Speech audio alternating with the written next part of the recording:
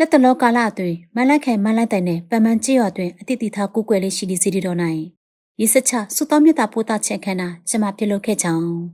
အဆိုပါခန်းနာသည်တနစ်ခွဲကျော်ကြာဆောက်လုပ်ခဲ့သောသီရဝါဒဗုဒ္ဓဘာသာယဉ်ကျေးမှုဆောက်ဦးအားစတင်သုံးပြုနေပြီဖြစ်ကြောင်းကိုဖော်ပြနေပါတယ်။ ECD တော်ကို2024ခုနှစ်ဖေဖော်ဝါရီလတွင်စိန်ဖူးတော်တင်ပြီး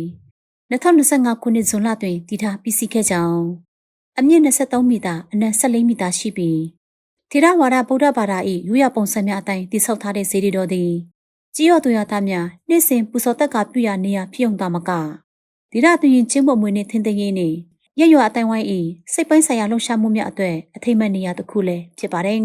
။အခမ်းအနားကျင်းပသည့်နေ့တွင်အနိတော်ရှိကြီးရော်များမှဗုဒ္ဓဘာသာဝင်များနှင့်ကြီးရော်သွင်းရှိကြီးရော်သူရသားများကစေတီတော်ရှိတွင်အတီးတီရှိခိုးပူဇော်ကြရင်အခမ်းအနားကိုပါဝင်ခဲ့ကြောင်းဗုဒ္ဓဘာသာဝင်များသည်ကောင်းမှုပြုရနေရသို့ဥစွာတော်ရောက်ကအလှူဒန်းများပြုလုပ်ခဲ့ကြပြီးကြီးရွာတကြီးကယဟန်တန်ဃာတော်များအားကြီးရွာကိုစားဝတ္ထုပစ္စည်းနှင့်သင်္ကန်းကပ်လှူခဲ့ကြောင်းဆက်လက်၍ကြီးရွာတွင်ရှိတက်ကြီးရွဦးတူကဦးဆောင်၍တရားဓမ္မများရုပ်ဖက်က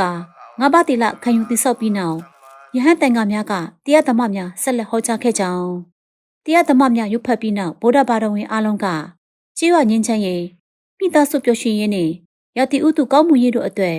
ရစ်စချစွတ်တောင်းမြတ်တာပို့တာခဲ့ကြပါတယ်။ဤအခမ်းအနားသည်ဗုဒ္ဓဘာသာယဉ်ကျေးမှုအမွေအနှစ်များအားထိသိမ်းခြင်းကိုမိမောင်းထုတ်ပြနေပြီး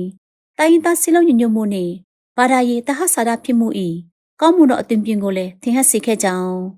အနာဂတ်တွင်စေတီတော်၌ပုံမှန်ဓမ္မပွဲများယဉ်ကျေးမှုဟောပြောပွဲများစသည့်လှုပ်ရှားမှုများပြုလုပ်သွားမည်ဖြစ်ပြီးရရွာအတိုင်းဝိုင်းပညာပေးရေးနှင့်ယဉ်ကျေးမှုအမွေအနှစ်ထင်သိမ်းဆောင်ရှောက်ရေးတွင်ဆက်လက်ပါဝင်ဆောင်ရွက်သွားမည်ဖြစ်ကြောင်းတင်ဆက်လိုက်ပါရရှင်။